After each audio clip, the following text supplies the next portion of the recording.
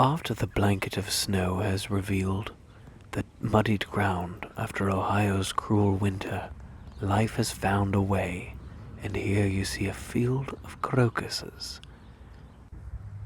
Here you see barren fields yet again, but oh, what's this?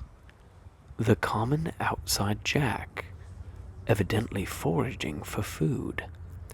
However, this jack... Oh! It seems as though we've startled him. A timid creature on his own, but each spring something truly magical happens. Another species, the Kawasakis vulcanis, emerges from hibernation. Here you see the agile predator, Kawasakis vulcanus, in action. The common jack has formed a symbiotic relationship.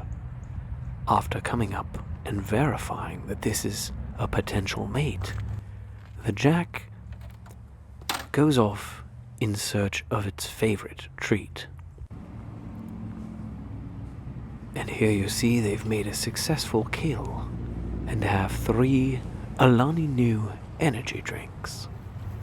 This has been a very serious documentary. You're holding it upside down, dumbass. Much better.